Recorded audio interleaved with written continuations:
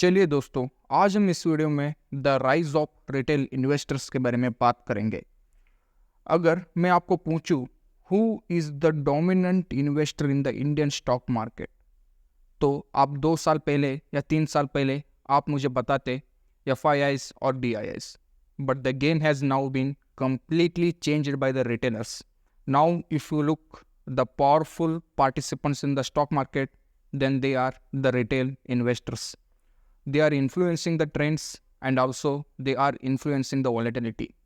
और ऐसे ही वो ट्रेड नहीं कर रहे, they have a effective investment strategies और इसके साथ वो एक्यूरेट मार्केट एनालिसिस भी कर रहे हैं।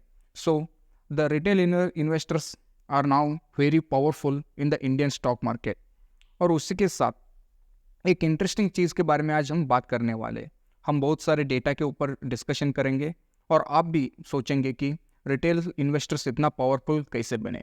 अगर आप एक चीज़ देखेंगे, फ्रॉम जून 30, 2026 तब से अगर अब तक बात करें तो retail investors have peaked their total investment और they are holding about 7.64% in the entire stock market capitalisation.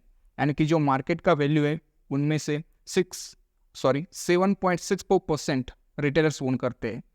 और उसमें अगर हम इन डेप्थ जाएंगे तो ऑलमोस्ट जुलाई 2024, सिर्फ जुलाई 2024 में ही लगभग 4.55 मिलियन डीमैट अकाउंट्स क्रिएट हुए। इसका मतलब ये है कि स्टॉक मार्केट में सब्सटेंशियल ट्रेंड आ रहा है, यानी कि growth is going to gain a lot of speed.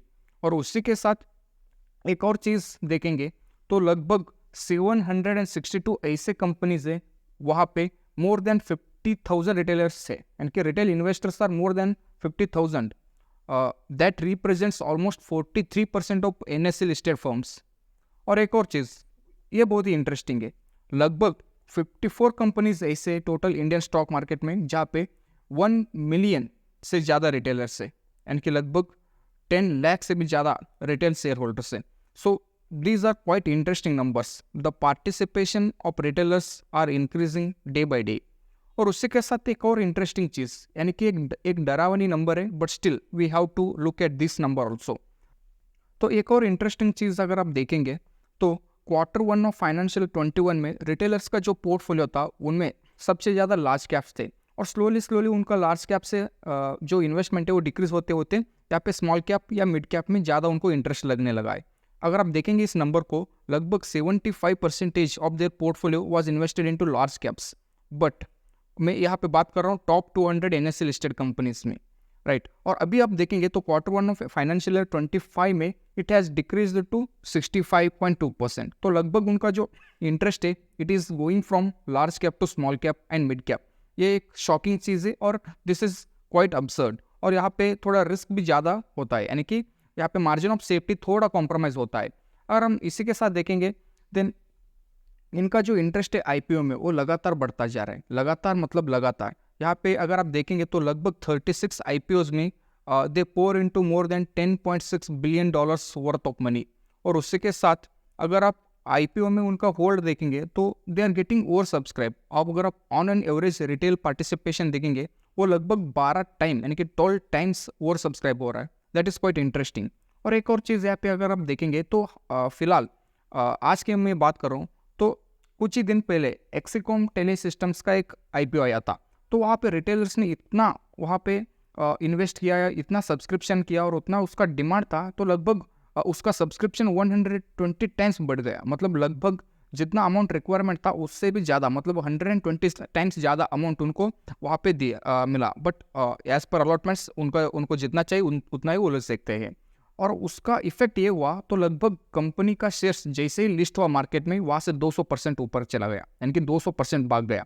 So this is very unusual things in the market. उनका पावर देखो सिर्फ आप।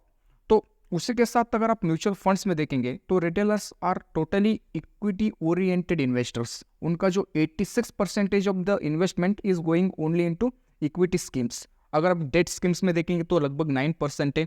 अगर आप मनी मार्केट्स में देखेंगे तो लगभग 3% है। अगर आप ETFs या फंड्स ऑफ फंड्स FOF देखेंगे तो वो भी लगभग 2% है।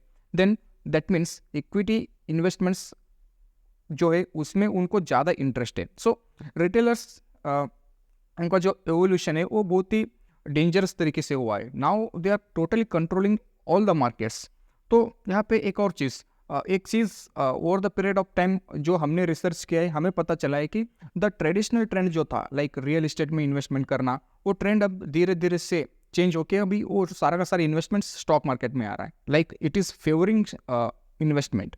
तो आने वाले दिनों में और भी ये इन्वेस्टमेंट बढ़ेगा और मार्केट और भी ऊपर जा सकता है. So this is just our forecasting.